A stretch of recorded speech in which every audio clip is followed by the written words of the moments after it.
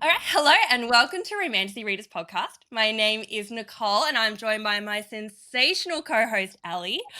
We are super excited. We have a very special guest for you guys today. You may have seen her on some of your favorite SJM characters. You may have seen her as Elaine or Nesta or Lucian or Resand. We have from the Sassverse, we have Sass. Welcome. Hi guys. I'm so Welcome. Thank you so much for coming to join us. We've just been so excited to have you along. For everyone at home, I reached out to Sass because I've been following her for ages and I just love everything that she does. I love the content. She's so gorgeous. She's so freaking gorgeous. She makes every character look amazing. I can never get over the fact that you do like the male characters, the female characters. You just bring every single Sarah J. Maas character to life. And I just love it. And I really wanted to have you along. So thanks so much for joining us. Thank you so much. That's such a nice introduction. You deserve it. When I started my bookstagram, you were one of the first accounts that I was like, oh my God, I love her. And I can't believe that like now I'm interviewing you and I'm meeting you in real life. It's such a delight. I feel like I've come so far as a bookstagram. That is so sweet. I feel like I've come so far. I'm on a freaking podcast with you two superstars. Stop it. No, this is like well deserved. So tell us a bit about your cosplay Instagram journey, like how you started with I guess the world of cosplay and Sarah J. Maas. As long as you're not choking, don't choke on your water. No health and safety issues here. Literally, like you start asking me a question, I choke on my tea. Like, come on, Sass, hold it together. Oh God. Well, my cosplay journey kind of started. So I started reading the SJM series ACOTAR in 2021, and I was at the time doing fashion influencing. So I was online a lot. I was on TikTok and Instagram a lot, and I stumbled upon BookTok. And I was like, oh my God, what is this world? Like, this is so new to me. And like, you'd heard of cosplayers before, but I think a lot of us think of cosplayers as like, well, I always thought of them as like anime characters, and that's all I'd really seen. It was very like anime centric for me. And I remember seeing Taylor, who used to do quite a lot of ACOTAR cosplay, and I just remember looking at her page and being like, oh my God, she's magical. And then I found after I'd finished Crescent City, I found Jade, who is like the OG Bryce Quinlan, and I was just like, I need to be doing this. So that was at the end of 2022, and so by 2023 in February, I was like, just do it. What are you doing? So I went and purchased a couple of really crappy wigs, like nothing special. And I started on TikTok. Like I was predominantly on TikTok. I didn't really use my Instagram at all for that because I was still doing fashion influencing at that time. So yeah, BookTok was like a way to escape. I also didn't have many friends who'd read ACOTAR or who were as, would I say obsessed? Yeah, I probably would say as me. So it was a way to immerse myself and also create community and find community, which I did. So that's kind of how it all started and why I started cosplaying. I just wanted community. Oh, that's such an interesting, like, I think a lot of us have that journey with like getting onto Instagram and BookTok, because I think for me, I hadn't read in like 10 years. I'd been, just like watching TV shows and Game of Thrones, that sort of thing. And then I just stumbled upon Crescent City at like my local bookstore, and I read that and I was just obsessed. And then I went and read her whole Throne of Glass series, fell madly in love with Rowan, and then finally got onto ACOTAR at the very end and thought that was her extra book series that wasn't very good. So I left that one till last going, I think that's just like her other one that people aren't really into. And yeah, I was just a little bit obsessed. Like that was the one that I just kept reading over and over again, like just couldn't stop. But yeah, for me, then in my real life, I could not convince any of my friends or family to read these books. Like none of them were into it. I'm like, would you just like try it? It's like totally worth it. It's about fairies and like but they're like hot and sexy, and it's like, but yeah, so I started it just to, again, just like you, like to have a bit of a community that you could talk to about it, and then it just kind of took off from there. So yeah. My story is the same. That's how it goes. Bookstagram and Book Talk, I feel it's like the best of the online kind of community. Like everyone is so nice, so supportive. Like I feel like you can just like totally be yourself. You know, like sometimes I post videos where, you know, I'm like, oh, I didn't get makeup on today, but that's okay. Yeah, no one So cares. it's been so, I it's feel been like so fun. Instagram is so nice compared to some of the Yeah. other, you know, I've heard people that have had really like challenging times on like Reddit and things like that, that people can get really fiery about like their theories and Yeah. opinions. Whereas I feel like people on Instagram are pretty nice generally, or not too bad. I don't know. Have you guys found that? I'm currently taking a break from Instagram. Oh no. Nice. It's been so hectic.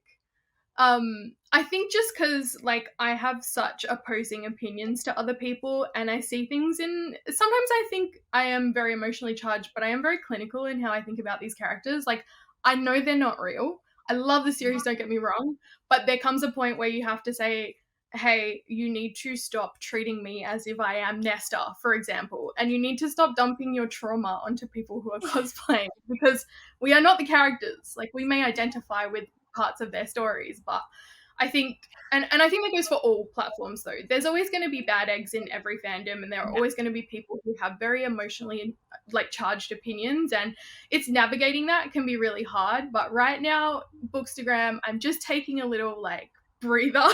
Gosh, that's crazy, isn't it? And I think it's such a, I mean, I don't know if you've ever seen my content, but for everyone that like watches our podcast knows, I'm a bit of a Prize serial fan. Like I accidentally fell into like, you know, finding out that Bryce and Azriel, like, you know, that whole theory of them being mates, and I actually totally fell in love with it. And I was like, there's actually a lot of evidence here, but it's not a popular theory. Like, it is not popular. So I'm always really careful to not overcook it, because I'm just like, you know, because a bit like you, I'm like, look, I'm into theories, but at the end of the day, I just want a great story. I want the story that's going to be the best for these characters. But you also know that they're just characters at the end of the day. You're like, this is a, you know, a fictional book. We love these characters, but there is a real life around this, and let's keep it like friendly and warm and engaging. Like, you can disagree, of course you can be like, oh, I don't really agree with that, or it's not my favorite character, but yeah, when they make it personal, that's got to be really tough. Yeah. And how do you, when like you're playing these characters, and obviously people believe it so much that they're going to the point of actually being like, hey, you're Nesta and I don't like you. It's crazy. Yeah. I don't know whether that's a compliment or not. It's like, your acting is obviously really good. Like, I know, like, have I reached like peak cosplayer status because I am now officially the character? Yeah, it's a thing. You know, it's interesting. I think I have always, I've had very, very positive experiences for the most part, but I do think with this, like, I feel like there's a new wave of readers kind of coming into the romantasy space lately, really since like Fourth Wing. I feel like there's a lot of people who like Fourth Wing was their entry, just like for a lot of us, SJM was the entry, and like the more the merrier, right? Like I want people to read the books that I love. And I now I have friends who are reading them because they like finally read Fourth Wing, and I was like, oh yeah, that book I've been telling you to read for 10 years. Here you go. You know, not 10 years. You finally got there. Well done. Yeah. But I do think that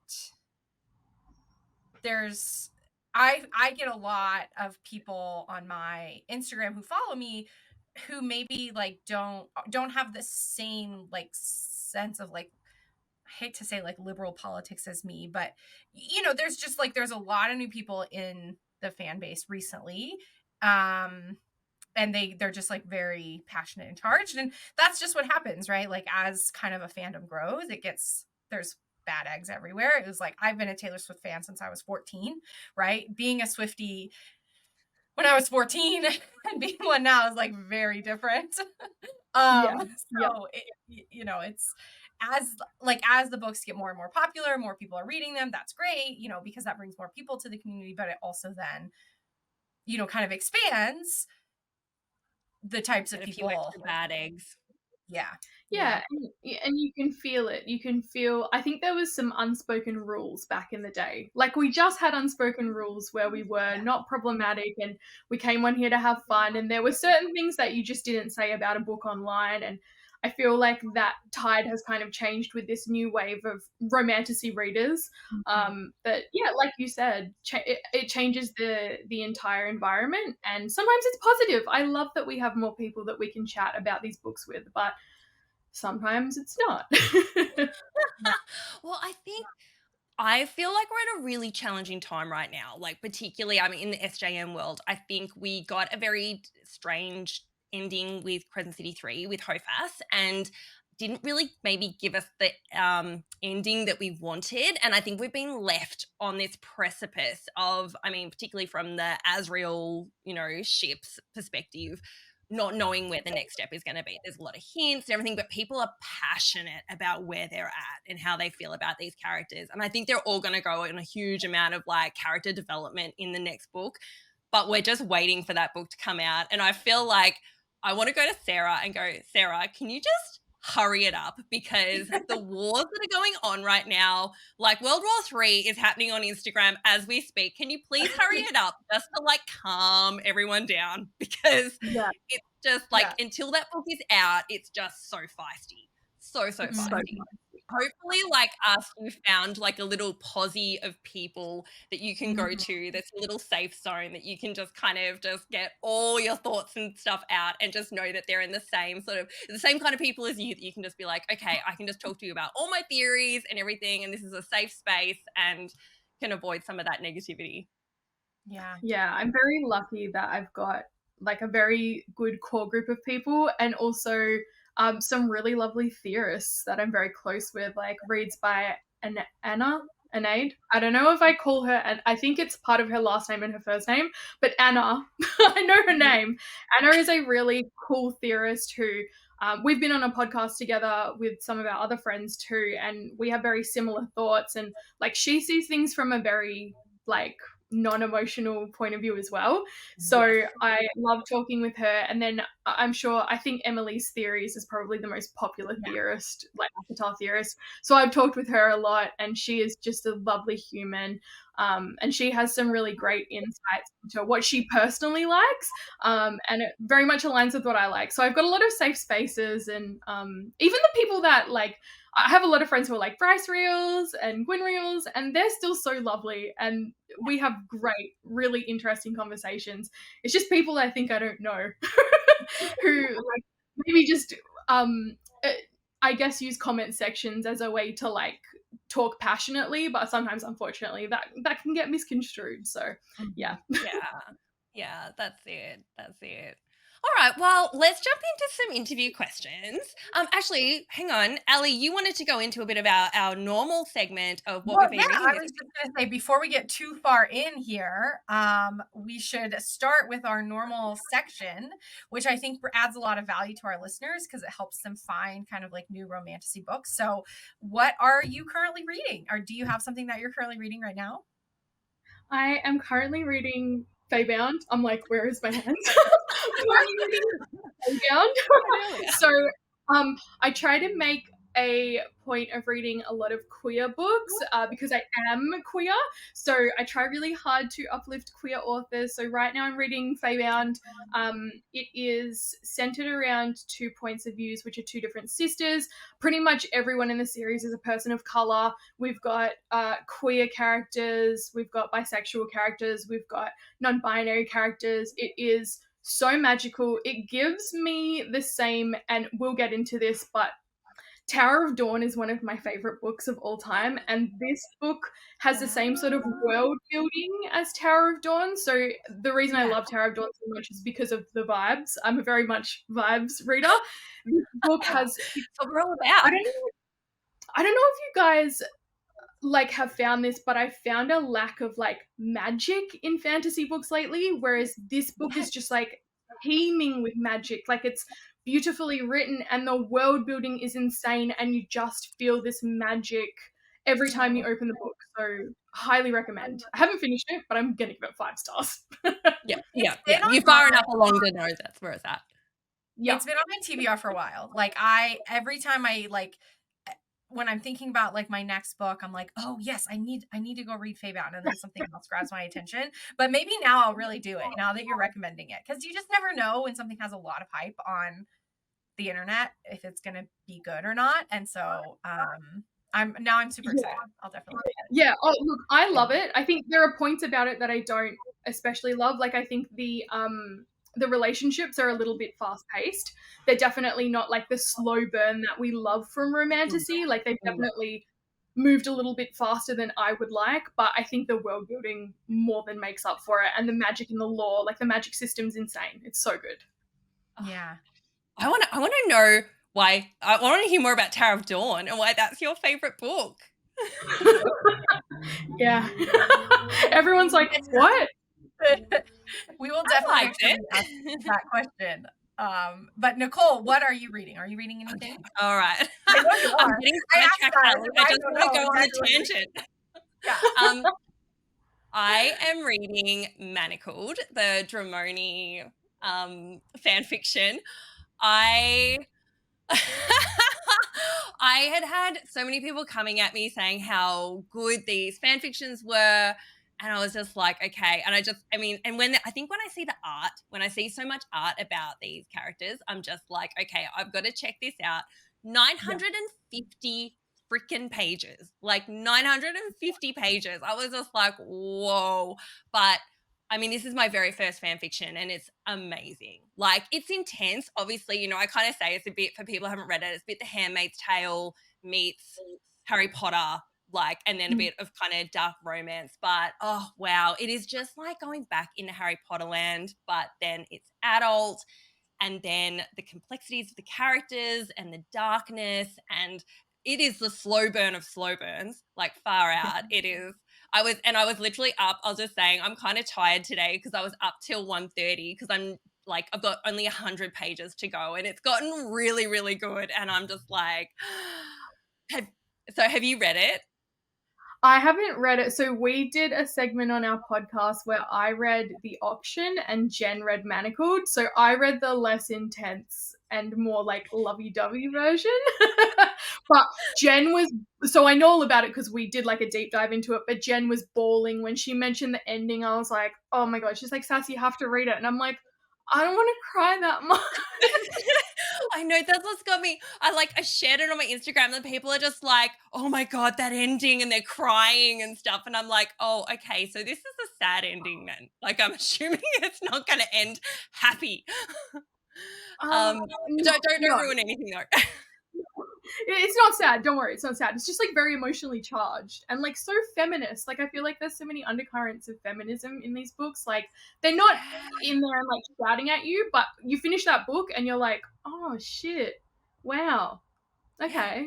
Yeah, exactly. You see that kind of sometimes that subtle strength, that inner strength, that even a bit more of an introverted strength, because I don't know, just the journey that Hermione goes on is so interesting, and her own and the complexity of like going through agoraphobia, and just as I said, we're not just getting this lighthearted, just like, oh, they just met and they fell in love, and it was like there was some serious just as I said, my mind was exploding with how complex they made the world, and yet how much sense it made, and then Draco as well, like what he goes through, and it makes so much sense. I'm like, why did J.K. Rowling not go on this journey herself? Like, why did she not put these two together? There's no way that J.K. Rowling would have like this progressive feminist book.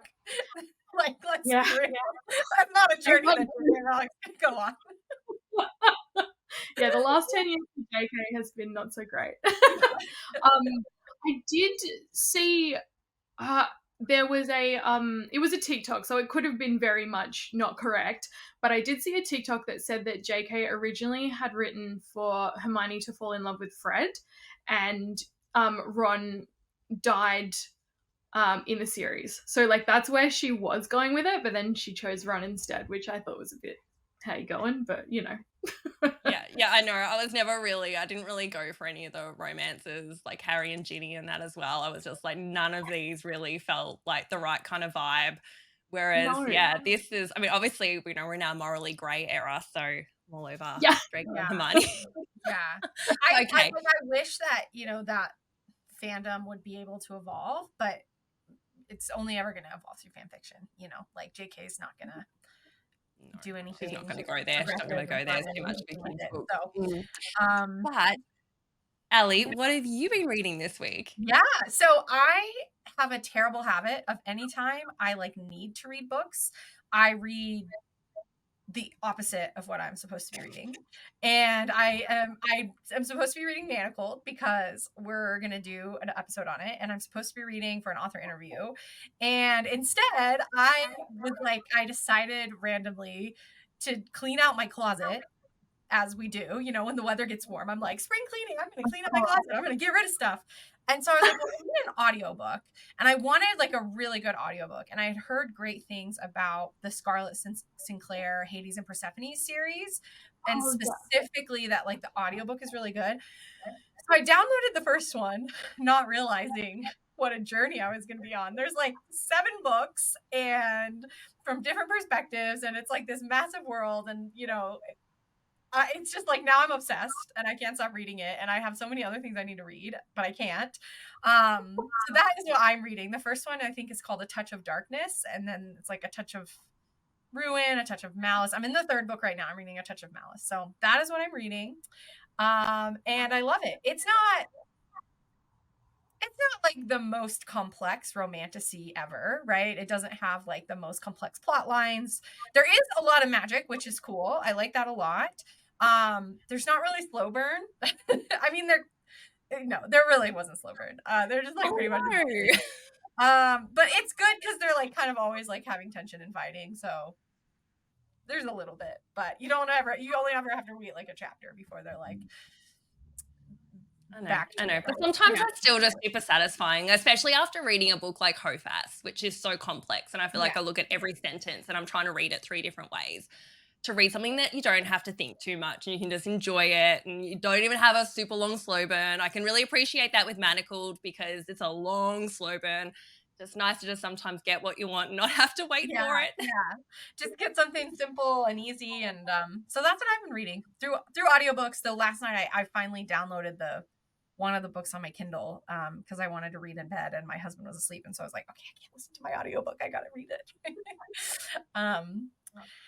All right, that was good. So I think we've got 3 really good recommendations for listeners if they're looking for things to read.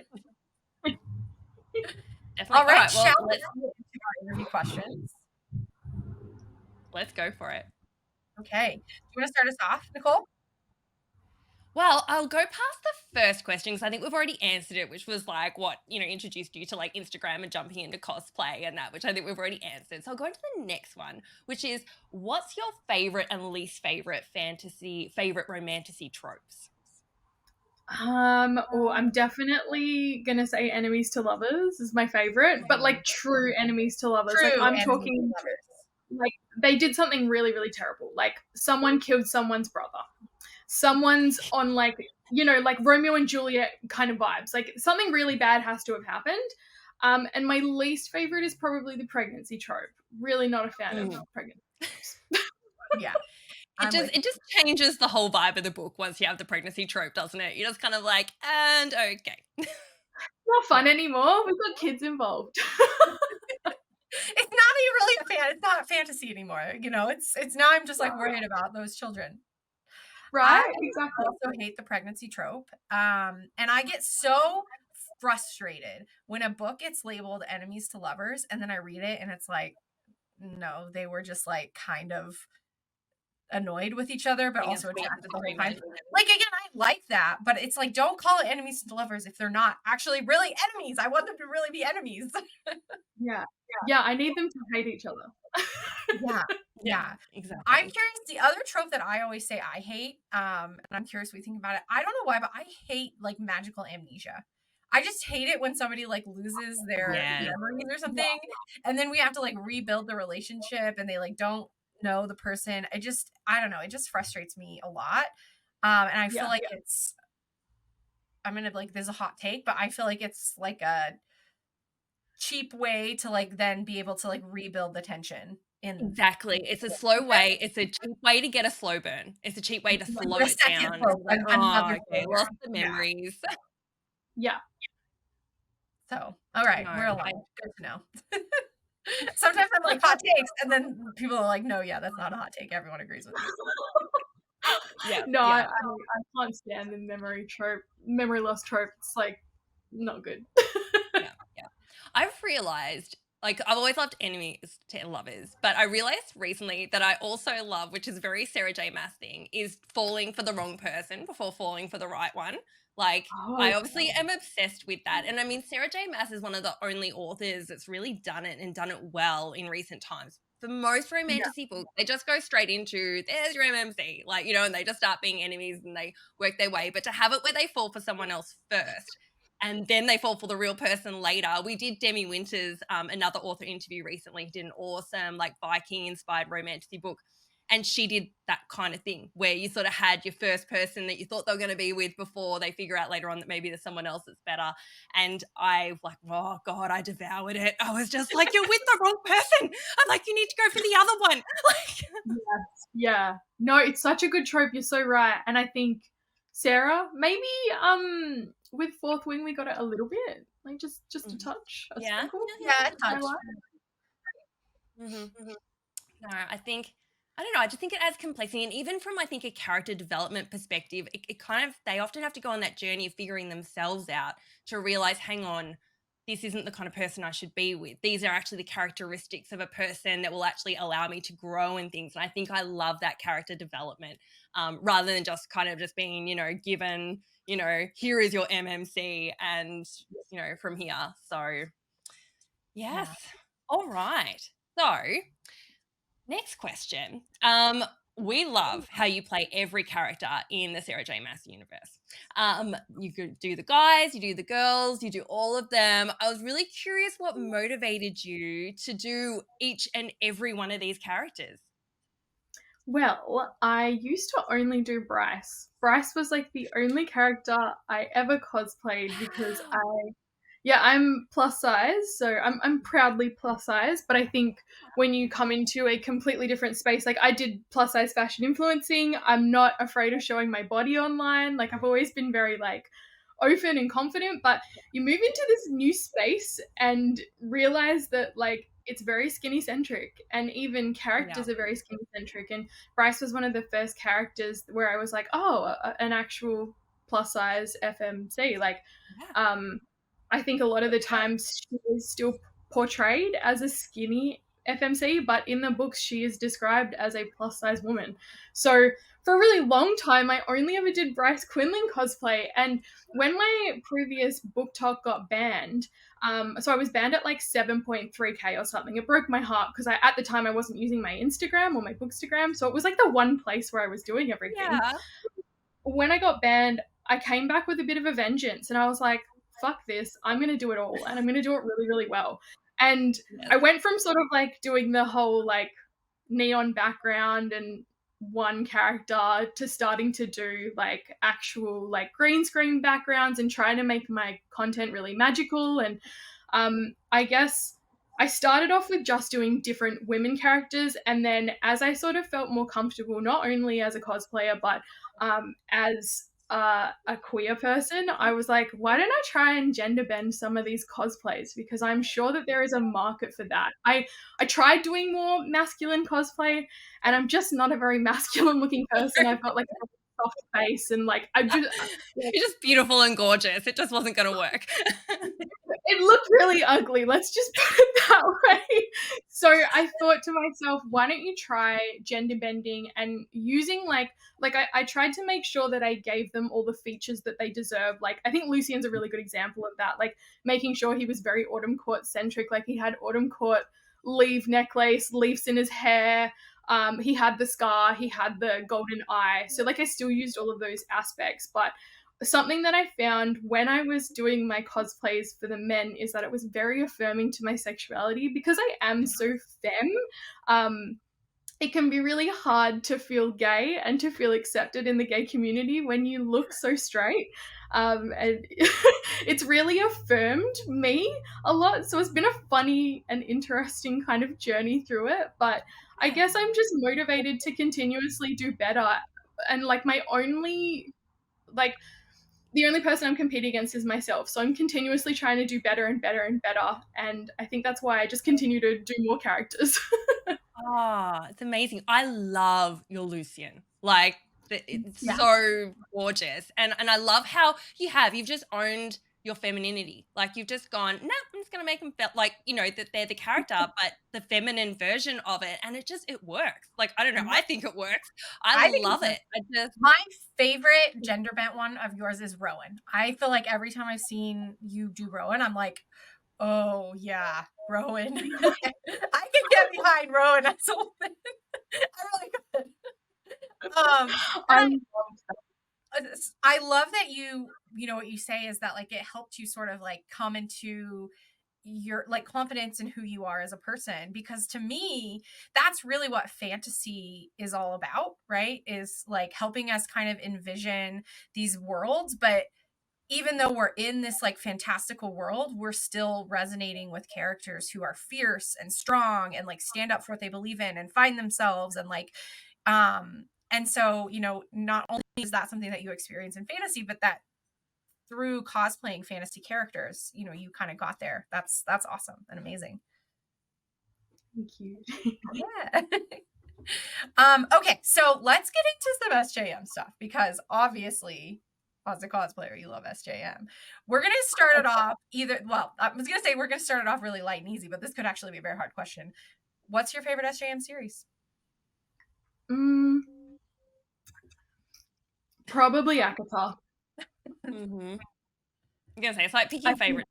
It's pretty hard. Oh, 100%. I think though, reading Hofas, I think it's kind of solidified that for me, ACOTAR is definitely I'm an ACOTAR girly. Like, we got a little sprinkle of ACOTAR and I was like, I need to go back to Prithian.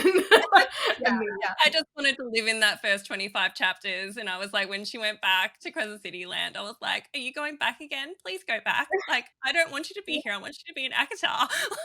Right? Yeah. Unless there is some kind of epic payoff for the Crescent City world, like some amazing kind of epic multiverse series or crossover or something, which we may still get or may not. But if we don't get that, I'm going to personally feel like the Crescent City books weren't worth the pages. Like, that's sort of where I'm at on Crescent City right now. And it's not that like they're so long and that makes them not good. Like, Kingdom of Ash is my favorite of all of her books, and it's one of her longest, and it's like so good. I always oscillate back between ACOTAR and Throne of Glass. Like, it's so hard for me to choose. It's probably ACOTAR, just because that like really ignited for me like this like love of this series and genre. But I have always been a fantasy reader, and I love the like there are more classic fantasy elements in Throne of Glass. So that's my favorite. Nicole, yours is Throne of Glass, right? Or is it? Yeah, Throne of Glass, I think they say the first one that you sort of fall in love with. And I think for me, that was Throne of Glass. I fell in love with Rowan. I just love Aelin. I still believe she's probably one of the best FMCs. Only second, I also love Nesta. I adore Nesta. I think Silver Flame is one of my favorite books, which I know is like, some people feel differently about that, but I love the complexity to her character. I love that she's kind of a morally grey female character, but Aelin's story is just so good, and I just can't get past that. But I do think we still have a lot more ACOTAR and more for those characters still coming. So I think it might be a bit watch this space, because I think we've still got a lot of future there. But yeah, I think the characters in ACOTAR are so good. And when you were speaking about how you feel about Crescent City and ACOTAR, before Hofas came out, I read Silver Flame and House of Sky and Breath, like sort of in tandem beforehand. And I struggled with Sky and Breath. For anyone that watches our podcast knows that it is probably one of my least favorite books of Sarah J. Maas's. I just thought it was a lot of filler, not really a good book. Whereas Silver Flame, it was like 2 chapters. I'm addicted. I'm just on that journey with Nesta. just the characters. There's no love. There's not that. I have a lot of issues with Crescent City. What are your thoughts, Sass? Yeah, I agree. I think when I talk about these books and have these conversations, I always sort of say, you know, ACOTAR is so character driven and you fall in love with the characters in that series. Like, of course, there's a great plot, but like, I think a lot of us really fell for every character in their own way. And that's what made that series so incredibly special. And then, so I read ACOTAR, Throne of Glass, Crescent City. So when I read Throne of Glass, I was like, oh my God, this plot and like the storyline and the world building, and it was just incredible. And that's why I loved Throne of Glass. I did not think I was going to like Crescent City. Like, I read these books before there was like, I guess, like this huge out of proportion fandom. So I didn't have people really breathing down my neck and telling me like what each series was going to be. But I was like, oh, I've never read an urban fantasy. I'm not sure if I'm going to like this. I did like it. I really enjoyed like the friendships in that series. Like, I thought the friendships were very important and highlighted a lot of things. I also did really enjoy the world building, but I hate Hunt Athalar with a passion. Yes. I cannot stand that character. So I think in the first book I was like pathetic. In the second book I was like, still kind of pathetic. Hofas, I was like, if I have to read another chapter of this man not fitting into his underwear, I'm actually going to throw this book out the window. So I think Hunt really brings down just everything for me. I have really polarizing opinions, but I love Ethan. I love Tharian. I loved all of that. I really like their character development, and I think they have exciting stories to come. But Hunt Athalar is a nightmare. And I'm sorry to any listeners. It's not an attack against anyone who loves Hunt or, you know, sees themselves in Hunt. I just found his character and his progression in these books to be lacking. And I felt like all he did was complain. There's not a lot of love for Hunt here on this podcast, so you're speaking to the converted. You're in a good place. So hopefully our listeners are somewhat on board with this as well. But I mean, he's just not your typical MMC. When you put him next to Rowan, when you put him next to Rhysand, he is nowhere in the vicinity.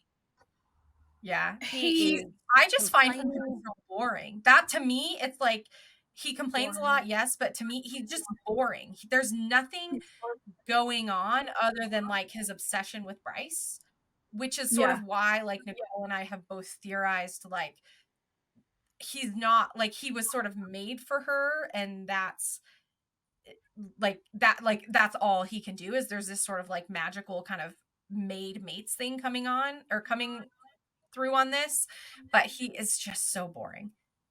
I don't know what else to say about him. He's just like a vanilla character, and he's not supportive. And some of the things that happened in House of Flame and Shadow, like, I don't know if you've theorized much on this, but first of all, there are aspects to suggest that he may not be a mate, like a cauldron mate. Like, there's no golden kind of what do they have, like the rope, or what do they call it, the string that kind of attaches normally mates. They've just got this blended kind of smell, and I don't know, more of a Karanum kind of connection, if anything. But he didn't support her, and no mate has ever said, I hate you. And he said that in Hofas. He was like, I hate Bryce right now. And that's just like, oh, like Rowan never said that, Rhysand never said that. Like, he's just done a lot of things that for me are relatively unforgivable. And I mean, personally, I actually think he's going to end up being a villain. That's my theory for future books. Yeah, that's a theory that I am very big on. So I truly believe that the reason we didn't get his point of view in that very first chapter where they met each other is because he is evil. There is something seriously sinister about him. If you think about the way that, and like a lot of people will disagree with this, but if you think about the way Danica died, saying, please, please, please, in the chapter where Hunt kills that, I think it's a leopard shifter, and we get to see him as the Umbra Mortis, the line that they say is the last thing that anyone ever says to the Umbra Mortis is please. So, like, there is this whole undercurrent of Hunt having, like, some really, like, sinister, like, issues. And the Crystallos actually doesn't smell But when we're in the stairwell at the start, you can smell that Valg smell. And I actually think it was Hunt. Because, like, Micah admits to doing all of this stuff, but Hunt was his assassin. So I think it was Hunt. And I actually think Hunt's a Valg. And not a good Valg. Like, a bad Valg. Yeah, yeah. And, like, even throughout Hofas, he says so many little weird things. Like, he says he regrets what he's done, but then doesn't elaborate on any of those regrets. And I'm like, are you talking about what we know, or are you talking about things that we have absolutely no idea about?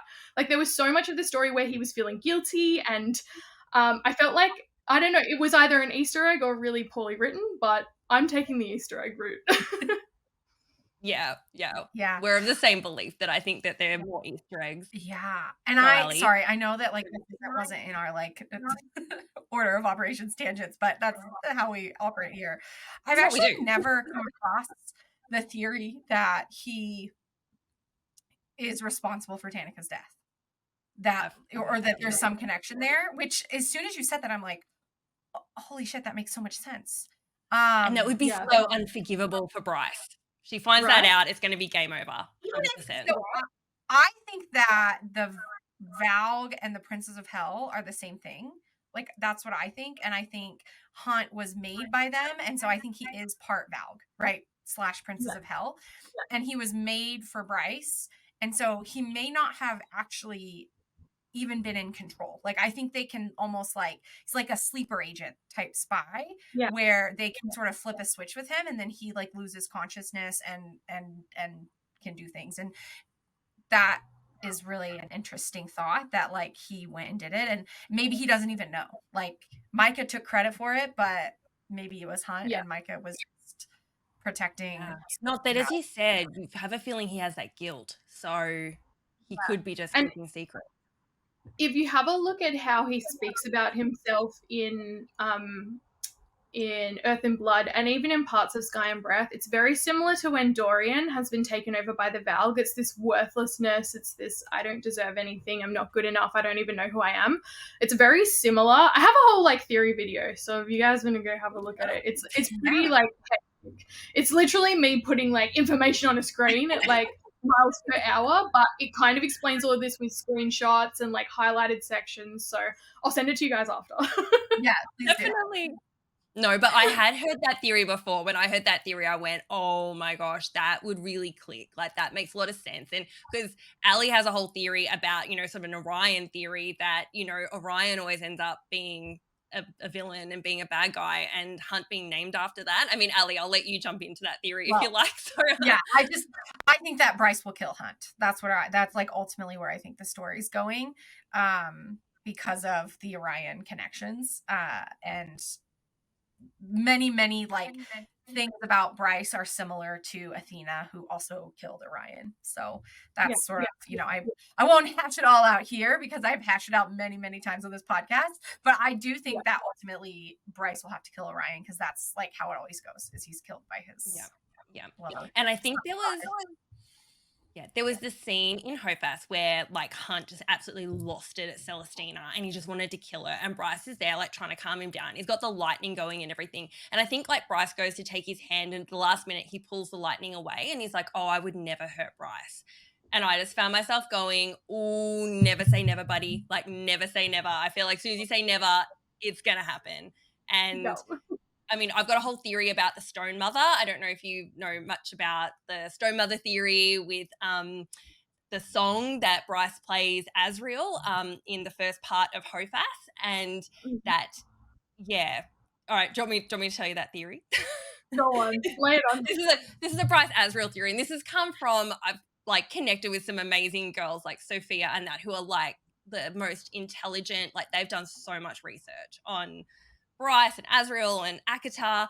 But yeah, so I, probably like everyone, after reading that part 1 and the bonus scene where Bryce plays this song Stone Mother to Asriel, I of course Googled it. I was like, is this a real song? Like, is it a real song? So I looked it up, and it's not a real song. So anyway, I reached out to these girls, and I'm like, did anyone else do the same thing as me? Did you, like, look up Stone Mother to see if it was a song? And then this Sophia came back to me, and she said, no, but there is this whole Native American folklore love story I'll share it with you. So she shared this like stone mother theory, and it's a Native American theory, and it is about a man who lives under a mountain, and he is very lonely. And then one day he comes across a woman, and she's really beautiful, but she's married to Bear. And when Bear finds out, he gets extremely jealous and he attacks the woman. The woman ends up defending herself and she kills Bear. And then she gets scared. She like runs away for a bit, and then she slowly finds man again, and they slowly fall in love. And it's like a creation mythology, like a Native American creation mythology. And SJM loves those kinds of things. You know, she's always weaving like fairy tales and stuff. It's pretty. Yeah. So I'm just like, is that a coincidence, or does that just sound a little bit like, I don't know, Lonely Man would be probably Azrael, whose house is under a mountain. Ramiel. Then we've got Bryce, and then we've got, I'm sorry if like you're not a Bryce Azrael fan and you're here going, what are you going on about, Nicole? No, I'm a massive Bryce Real fan. Like, Bryce Real is my favorite ship. I don't talk about it that much anymore, but like I used to make like videos about it all the time. I love them. So good. There's so much. For me, I'm very evidence-based. Like if I see something and it clicks, and once I've sort of seen evidence, I'm just like, this is pretty solid. And it's not just that, but it's just if what happens, what is theorized comes to pass, it is just the most epic story. It is such an epic story that's going to potentially happen. And I just want it for that. Whereas when I look at Gwyn, when I look at Elaine, I don't see much story from here. I'm just kind of like, they're just sort of secondary characters. Elaine's kind of boring. Gwyn is, I don't know, she's just a priestess. Like, it's not exactly exciting. Whereas, like, Bryce is like the queen. She's got starborn powers. She's got, you've got two worlds, intergalactic, very on board with Sailor Moon, all the theories there. It's like a huge story. Yeah, I agree. So, okay, we started getting into the way that we were supposed to structure this interview was like, okay, we're going to do high level and then we're going to go into the details. We obviously didn't do that, but I'm going to bring us back high level. Okay. Except thanks, Ellie. Yeah, that's what I'm here for. That's what I'm here for. So I want to know, you already said this, like, what's your favorite SJM book? But I'm really curious why it's Tower of Dawn. Everyone's always like, what is wrong with you? So, I mean, I don't like Kale fan. So, not my favorite book. I don't love it because of Kale. Let's preface this by saying that Kale's not my favorite character. I'm not really a Kale. You that you love Kale. You got a poster on your wall of Kale. I just love Kale. No, I'm not a massive Kale fan, but I think that this book highlights something that we didn't really get from any of the Throne of Glass series, which was a lot of people of color, a lot of amazing world building that, again, like, potentially because it is such a beautiful and different world, like Anticar was just stunning. To me, if a book has great vibes, I will love it regardless. The other thing about Tower of Dawn is that we get Irene Towers, who is like the best character in... She's like my Throne of Glass character. I love Irene. I think she's just one of those really magical characters that sticks with you because she has a path and she's always stuck to it, and she like immediately gained respect from Aelin throughout the series, like these little crumbs. The other thing that I also love about Tower of Dawn is how much foreshadowing there is. I have actually got a theory that I'm currently still working on. I've been working on it for like a year because I just can't figure it out. But I think in Tower of Dawn, we either meet Hunt or Amren's army. So we actually get a big crossover there. There's like a huge crossover in this. And so it's when Irene's in the library and she's researching Valg. And while she's researching Valg, thunder cracks every time she has a revelation. And so thunder is related to Amren because Amren had thunder power. So we assume that Amren is some sort of like thunderbird or whatever. We know what Hunt is. But then if we think about it, there's a whole army in this book that has been taken over by Valg. They used to have silver eyes. And if you think about the only character who really has silver eyes besides Nesta, and that's because of her cauldron power, it's Amren. So, like, there's this full-on, like, theory in my brain about Tower of Dawn. I just think we get so many revelations. We also find out so much about Maeve, who's, like, one of my favorite villains of all time. She's so good. there's just so much in that book that I love. Wait, do I have it on me? Because it's funny. I've got like the way that I've like tabbed it is people are like, what are you tabbing in this book? I'm like, everything. There's so much in this. It's so good. The best. Like, so much more. Yeah, don't get me wrong, I love the whole series, but there's something about Tower of Dawn, as well as it being a great book, it's also a great palate cleanser between some really heavy themes. So I think going from Empire of Storms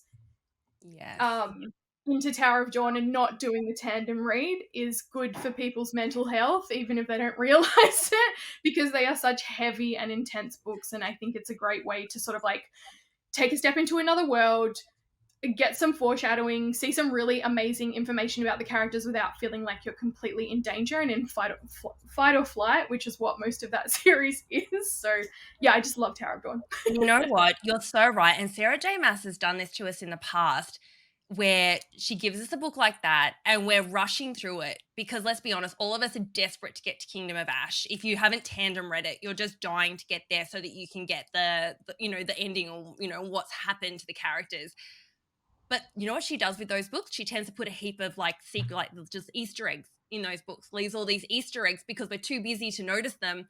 And now I'm actually tempted to go back and read Tower of Dawn again because I'm kind of wondering, particularly because now post Hofas, we're potentially going to see more crossover of series, and we have a strong belief that Throne of Glass is going to come into that as well.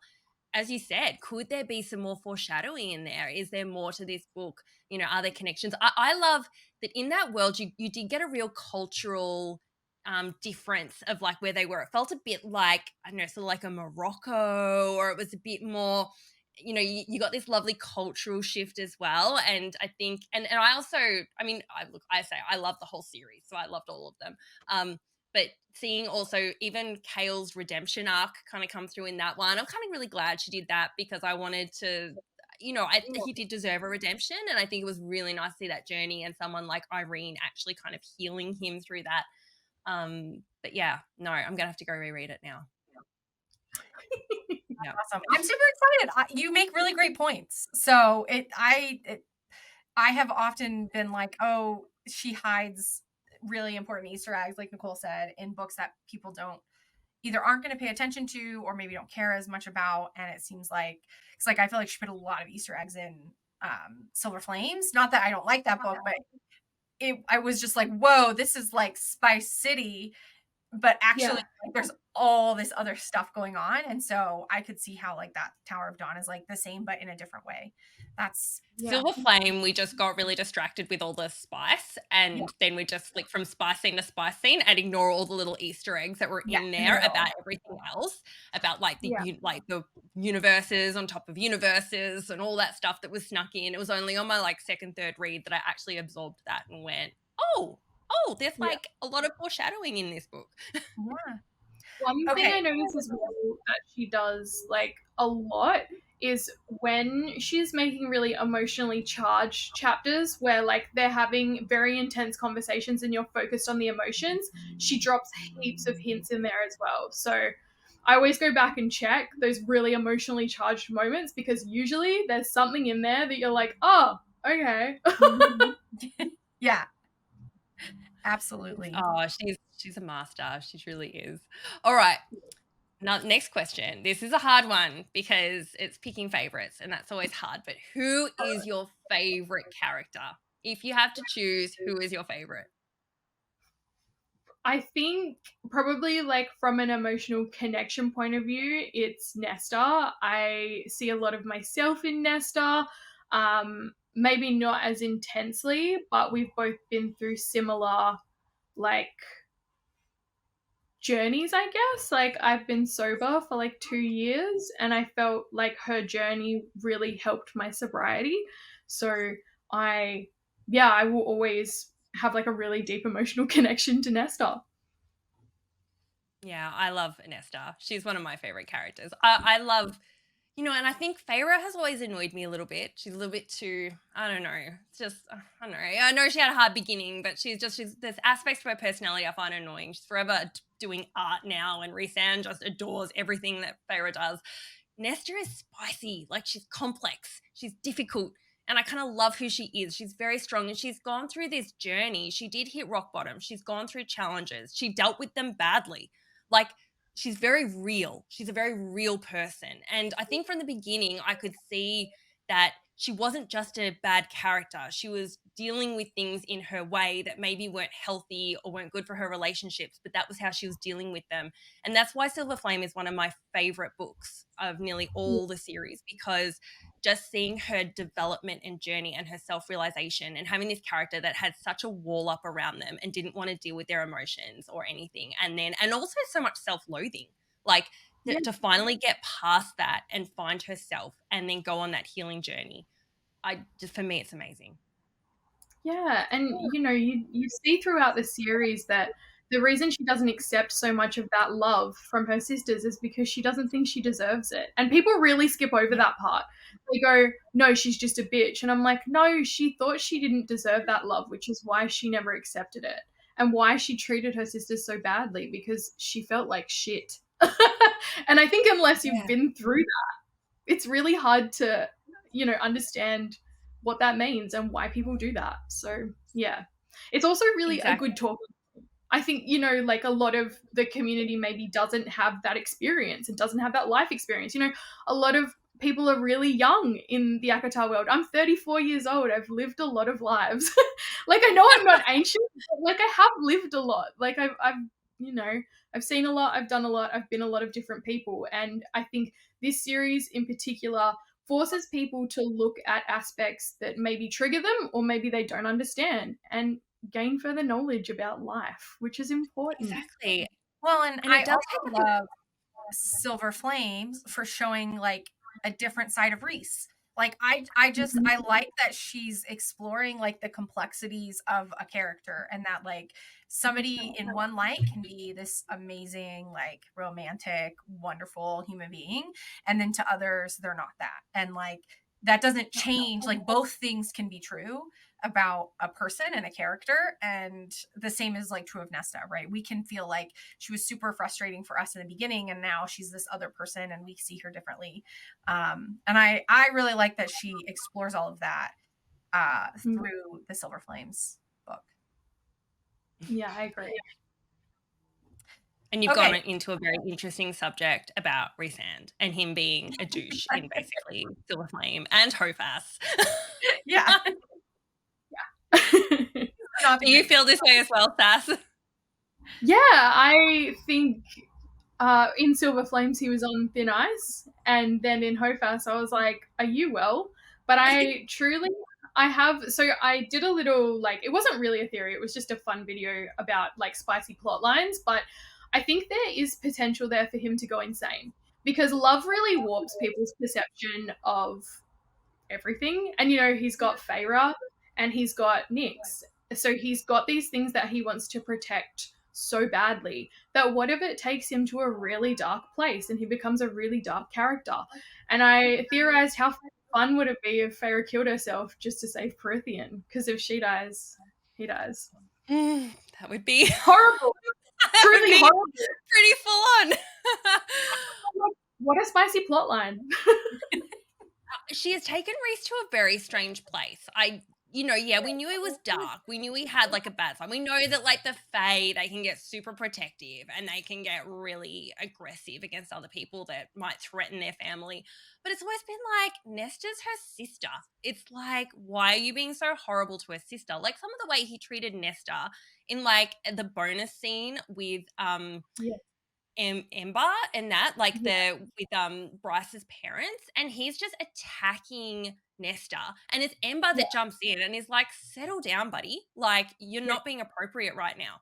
And I mean, and I felt that was like a beautiful moment for Nesta to actually have like a mother figure actually protecting her. Someone like, mind you, where was Cass in this moment? Like, why was Cass not helping her? But someone needed to call out Rhys's behavior, and I'm glad that Ember finally did it. Yeah. And like, if you think about Rhys in general, like his beast form is a word hound. Like there's something not quite right there. Yeah. I really think that we're going to find out like that the Vogue are interwoven into the fabric of the Prythian world. Like way more than we've realized. So I'm super excited to find that out. Okay, to start our next section, I want to ask a question that is not in our outline, as usual. I want to know, like, what do you think is your, like, hottest take? Your SJM hottest take, like, or like most controversial take?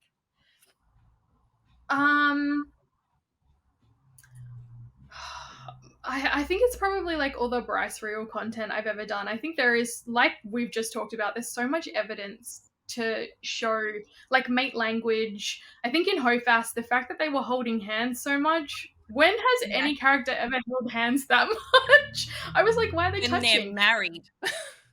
Yeah, and like just like I know that the sword and the knife like had a lot to do with the energy they were feeling towards each other, but what if that was just a mask for like them actually being mates? Like, I do think that there's so much suspect language during all of those scenes where they're under the mountain and they are together holding hands, feeling this energy between each other. Like I said, there's so much evidence to point towards Hunt not being like endgame, even though Sarah has like said in many interviews they are, but like we know Sarah lies in interviews.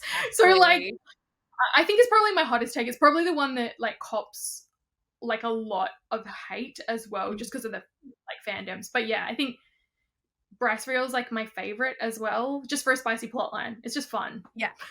Oh, it's so, like, when I first heard it, because I just heard that it was this trending, theory on Book Talk, and I literally reached out to Alley and I was like, have you heard this crazy theory, like Bryce and Azriel? Who would think that? That's ridiculous. And then I just started like researching this a little bit, and then it was like Starlight and Shadow, and it was just like, oh, that's like, Starlight and Lightning, that doesn't really blend, but Starlight and Shadow is like, that's like yin and yang, that's kind of nice. And then, Dusk Court, and then we got the first part 1 of HOFAS, and there was the hand holding, the pulling her to his chest, like to protect her from Nesta. There was just her hitting him, like when he hits her with his power, and she's just like, this is more intense even compared to Hunt.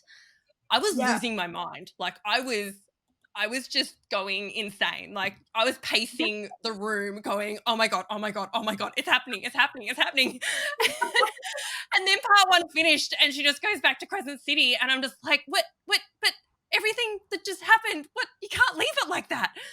Like, it kills me until I found other people that thought the same way and broke it down, and and I got some belief that there's maybe more that's still going to happen. But like, it can't have been for nothing. And like, Az does not hold hands with people. Like, even when he touched Elaine, he felt guilty. Like, he was like, oh, I'm tainting her beautiful skin with my scarred hands. Whereas with Bryce, he's held her hand 8 times. 8 times if you include House of Sky and Breath, and threw her over his shoulder. Like, they've done the whole bondage thing already. Like, also the way that she describes him, the most beautiful man she's ever seen, or a beautiful man. Like, I'm like, come on, this is such mate language. It's just mate-centric language. Yeah. Exactly. She got yanked across when she jumped into the gate. Like, yanking has only been used for mates. Like, Rowan yanked Aelin to keep her alive. And now she got yanked across galaxies to land in Prythian. And people are like, oh, it's the sword and the dagger. And it's like, nah, they didn't even start to like sing to each other until like a little bit further on, once she was in Prythian. Like, initially she just landed at Azrael's feet after being yanked. Yeah. Too much evidence. Yeah. But there's still this like fear, though. I think like for all of us Bryce serials, where like we think we know, we're like, right, like everything clicks into place, this makes so much sense. Then you're just like, but it's still in like Sarah J. Maas's head. Like, what if she just changes her mind, or we're wrong? Yeah, I guess that's the thing about theories, isn't it? You kind of like, I don't know, I try to take everything with a grain of salt now, because after HOFAS I'm like, what the fuck? So everything I say I'm like, but it's just for fun, guys, because I actually I don't want to get too deep into it. All right, we'll jump into the next part. All right, so let's jump into part 2. So I created a little section that I called Sass's Words of Book Wisdom. because I saw on your Instagram that you've shared just a number of just like little facts and theories, and this is more just going into general like romantasy and book talk and that sort of thing. So I thought I'd like bring them to the podcast to like get your thoughts on them and break down a little bit of your thinking about this. But so the first one was, you said that FMCs don't all need to be 20. What's your take on this? I'm honestly really sick of that storyline. I'm like I said, I'm 34. I don't relate to anything that they're talking about, and like it was fun while it lasted, but I think for a lot of us, we've grown up with these books, and as we've grown up, we're not seeing that diversity in age or color or gender. Like I'd love to see some more non-binary people as main characters, and I'd love to see authors just branch out a little bit from the box that we seem to put all of our FMCs in. It's boring. Yeah. Well, I'm 40, which is like I feel kind of unwell when I have to read about a 20-year-old now. I'm kind of like when I read Fourth Wing and they're saying that Zayden's like 23, I'm like, in my brain he's 30 at least. Yeah. Like I really can't be okay and on board with that. And you know, most people that I speak with are in their 30s, I would say. I mean, maybe that's just who follows me. But there's a big part of bookstagram and romantasy readers that are not in their 20s. Plenty are in their 30s, 40s, even 50s, you know. It's yeah, and I agree. I think there needs to be a lot of diversity. I would love to see more characters around the age of 30 that I think goes both ways, where it's like the younger people can still connect, the older ones can connect.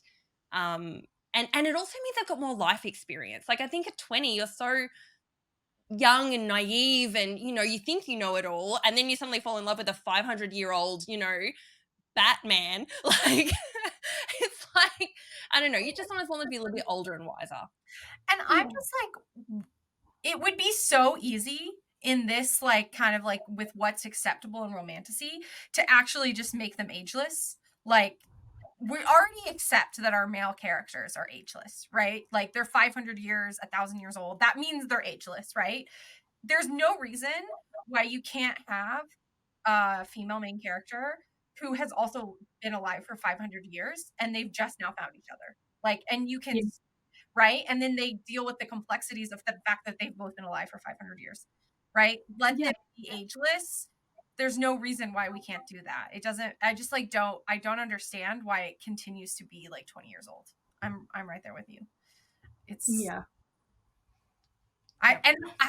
anytime somebody like reaches out to me on Bookstagram and is like, do you want to read my book? It's like, you know, an older like main character, and I'll be like, yes, I want to read it. And then like they're not as good. And so I'm just like dying for something with like an older, you know, female character to just be like good. Yeah, hopefully Sarah or something will realize this, because she's getting older herself. Like that she'll kind of be like, I don't want to write a book about a 20-year-old anymore. I want to, you know, write about someone that's got a bit more wisdom. I mean, even when you look at like Aelin, okay, like she's meant to be this like world's best assassin, and she's done it by, how old was she? Like 19? It's like, I'm sorry, but you don't become the world's best assassin at 19. It would have made a lot more sense if she was like 27. That would have been like, okay, that makes sense, because you've had that time to get to that level of no, okay, fair enough. That was her first book and she was aiming it at a young adult audience. But, you know, in hindsight, I'm just like, it would actually make a whole lot more sense for her character to be older. And I kind of hope that if they do turn it into like a TV show, that they maybe actually consider making her a little bit older. Mm-hmm. Yeah, I agree. Yeah, absolutely. All right, next word of wisdom. If you are unable to separate your feelings about a character from a good plot, you're kind of boring.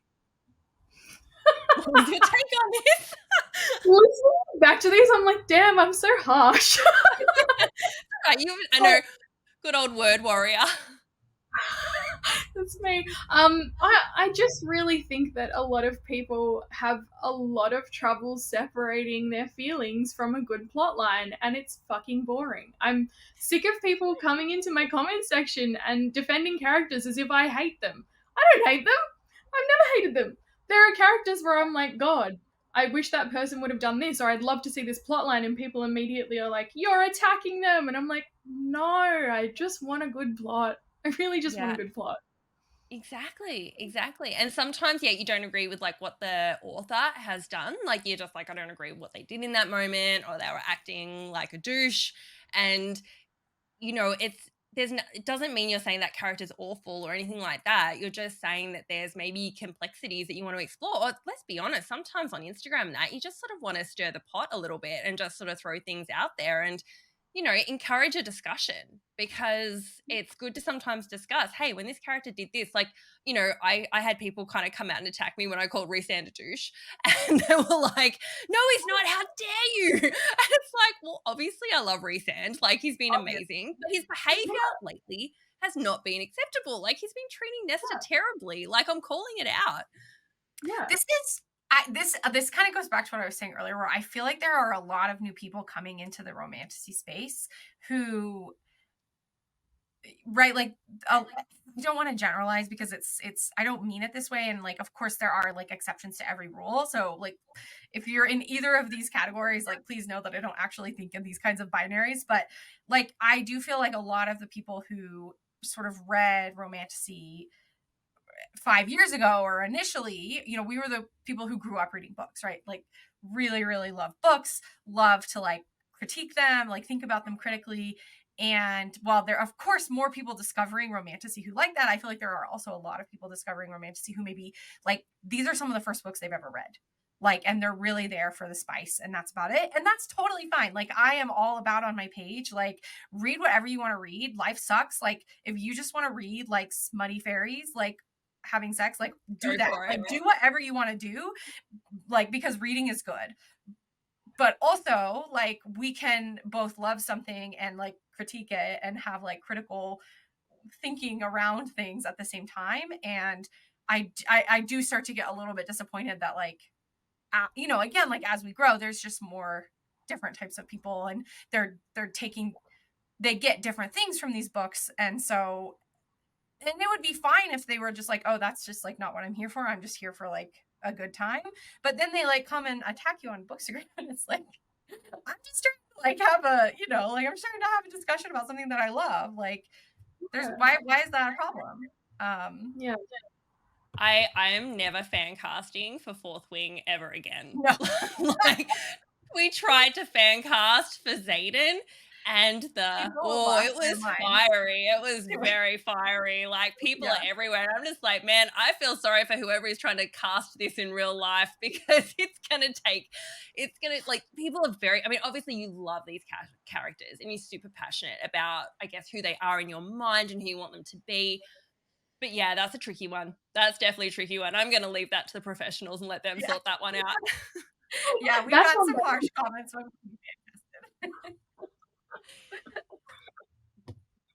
And the truth was, I mean, apart from the fact that we tried to pick like 5 different people, but we were like, we like, sometimes you'd pick someone, you'd be like, just because of the vibes or something like that, you'd be like, look, I know this person isn't really them, but I love their vibes in this particular movie, and I think that'd be like a really good Xaden thing to do. But yeah, anyway, hopefully they find someone amazing to do it. Yeah, it's crossed.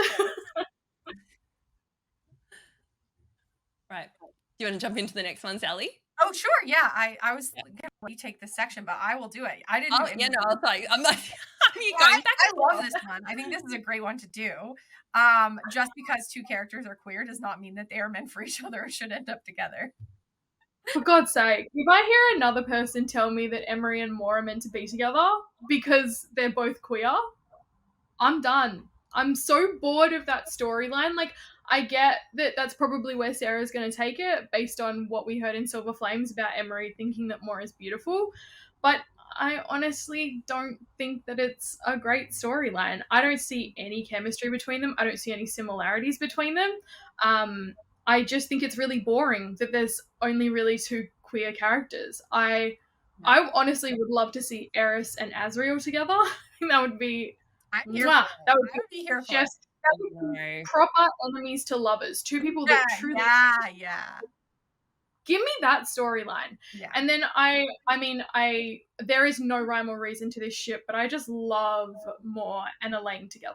I just think they're a really cute ship. I love it. I'm obsessed with it. I will continuously cosplay it. Like, I love it. A lot of authors kind of use this cop out that they're not queer.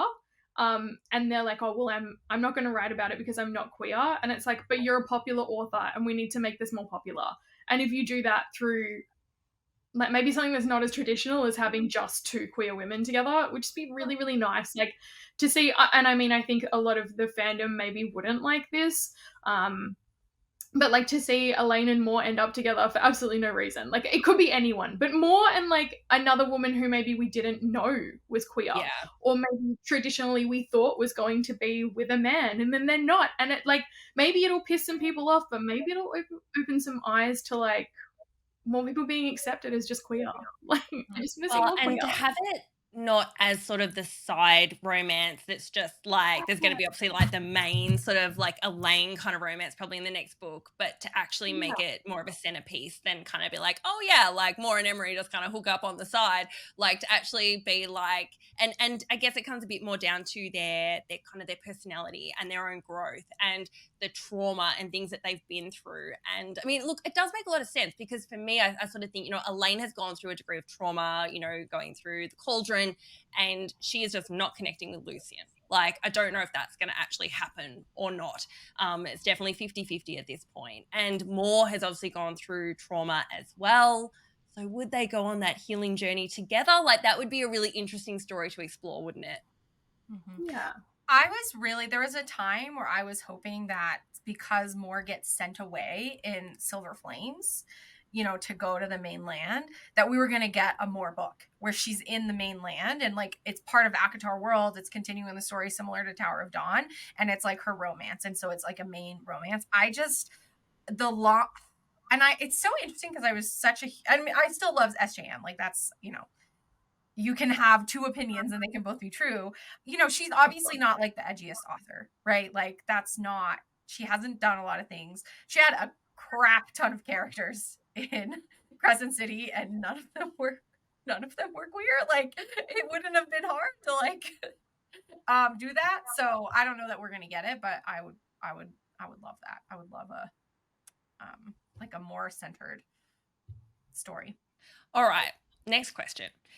Just because you didn't like the way a character healed and became a better person doesn't mean that they're a bad person. I guess I know who this is probably about. This sounds very Nesta to me. Super Nesta-centric. I think how a person got to the place where they are today and that journey of healing, it may not be what everyone agrees is the right way to do something, but is there really a right way to heal? And I think a lot of people see Nesta's journey as she just used everyone, and they forget to see the beauty in like found family and exercise to help you, you know, cope with trauma. And I just feel like a lot of people have this idea that just because someone's been bad or they've done inherently bad things that they are always going to be bad, and I don't think that's a good way to exist. And I think as well a lot of people put their own trauma onto these characters. Like I see a lot in my comments, people will talk about their own sisters and how their own sisters abused them, and I'm like, this isn't that's your personal story. And also the way that you heal from that is going to be very different to the way other people heal from that. So it's just not, I don't know. I just think that people get a bit too consumed by what they know to be a way of healing or a way of being a good person. Yeah. And it's not like I have a psychology background. Like I studied psychology at uni, so I love understanding the mind and how people think. And you can guarantee that nearly every person on this earth does not think they're a bad person, or at least not completely. They always have their reasons, their motivations. They're not always making good choices. They're not always making good decisions. And there can be a lot of complexities around their own self-confidence, things like that. But the reality is that most people don't fall into the cookie cutter, like I'm a good character, I'm a bad character. And I love the complexity of some of these characters, why I love Morally Grey, because we're exploring how people can have dark sides to them and good sides. And that journey towards that. And I mean, the big thing about Nesta is that she ends up going on that journey. Even though she fights it initially, she does get there, and she ends up being, and I honestly still think she's got so much further to go, and she's going to be so much stronger for going on that journey. And I want more people to give. I know some people have just chosen not to read Silver Flame on the basis that they go, oh, I don't like Nesta, and I don't think I don't want to read a book because I don't like her as a character. And I'm just like, you are missing out like this. And I know people that have gone on it that didn't like her at the start and love her by the end, because Sarah does an amazing job of deep diving into her personality and her challenges and how she gets through that in a really quite healthy way as well. Because even for people out there in the real world that think, oh, I'm a good person and I'm never going to make a mistake in life, like, good luck with that. I've been on this planet for 40 years. I can tell you're going to make some mistakes in your time, and you're going to have to work through that. And hopefully you've got good family and things behind you to help that. But that was what happened with Nesta. She sort of didn't have this connection with her sisters. She was really angry at her dad. Her mum had a particular kind of toxic relationship with her. She hadn't learnt good, healthy strategies. She did not have a support system around her. And rather than just kind of dealing with it like Feyre did, she just became kind of toxic herself. She just got very angry, very spiteful, very aggressive. That was her way of protecting herself. And, you know, it wasn't healthy, but the journey was amazing. Yeah, 100%. All right. I probably went on a tangent there. What do you say, Alex? Oh, it's great. I love it. Okay, last one on this one. I have not seen you talk about this, but I'm excited to hear you talk about this. Consensual non-consent is super gross. Okay, so I think that one was taken out of context a little bit, because a lot of people were like, oh, is that not what you meant? So no. So what I meant was that there are a lot of people who say that dubious consent and consensual non-consent in books are gross. And I think a lot of people discredit how others deal with trauma, especially sexual abuse. And one thing that is a strategy that people will use is rape fantasy. And whether that be in works of fiction or with someone that you trust, it can be incredibly healing for a person. And I think a lot of people discredit that. And like books like Haunting and Hunting Adeline, very polarizing. And I am not denying that those books have rape scenes in them. I'm not at all denying that. But I think they're a really safe way for people to play out their fantasies. And I find that this community can be really closed off to dark romance topics, and they can have extremely polarizing views that don't really take into account other people's like healing journeys. So I don't think they're gross. You're saying the opposite. You're sort of saying like, if that's what floats your boat. Yeah, 100%. I think we need to be way more open to people's sexual fantasies. Like, there's a reason that someone wrote it, right? There's a kink out there that exists for that exact reason. But I think a lot of people discredit things like abuse and how like topics like this can be incredibly helpful. I also just think like having books like that create conversations like this, which I think is so important. Like talking about this as women, like I think women are, you know, conditioned to not talk about sex and not talk about like anything to do with, you know, God forbid we like sex or we like something kinky. And you can see it on TikTok right now. There's a really big trend of men putting down women who read smutty books. And it's like, well, show me your search history. Show me all of your private albums on your phone. Let's look through your Reddit. Like, come on. You want to go? But like, God forbid a woman likes something like that. I think it's actually awesome. That I do think that, and this is part of the reason romantasy and that is so popular, is it really has opened this up for women. And I feel like we've gone through a time where, I guess, apart from maybe Game of Thrones and stuff like that, women had really, like, we weren't seeing much sex in movies, TV shows, things like that. It's all been aimed at, I guess, teenagers and things like that, where they just get rid of that. They'll have action and everything, but there's no sex, there's no romance. And that's why I love these books. It brought it back and it reminded us that, you know what, it's a human need. It is something that people need, and it's a part of feeling a connection with someone. So I think it's great that people are finding, I mean, obviously I love romance and fantasy and that, but we've all got our different sort of ways we want to go, and we're all exploring these different books and figuring out, as I said, what sort of floats our boat. It's kind of funny you talked about Haunting Adeline, because that was the book I read before I started Manacled, because I'd seen it and I'd had it sitting there and it had been on my TBR and I'd finally gone, okay, I'm going to give this a go. And look, I'll be honest, it didn't really float my boat. I was like, okay, I read it, I've done it. I'm like, maybe slightly traumatized, but I'm like, okay, I did it. Like, it's probably not quite my jam, but I shared it, and some people are like same as me, and other people are like, nah, loved it, was totally for me. So, and I'm just like, awesome, you do you. Like, and people would say to me, oh, should I read it? And I'm like, look, I think it's worth reading it to see if you like it or not. Like, but there's like sort of zero judgment on that. You either come out of it going, yeah, I loved it, or you're like, no, it wasn't for me, but look, I'm really glad I gave it a try. I know what dark romance is all about now. And, you just go on to your next book. It's fantasy. It's not real, like that's the beauty of it. 100%. And I think as well that book, I'm sorry, I'm just going to touch on this one more time, but that book opens a lot of people's eyes to things like the skin trade and, like women being taken and sold as sex workers who aren't getting paid. Yeah.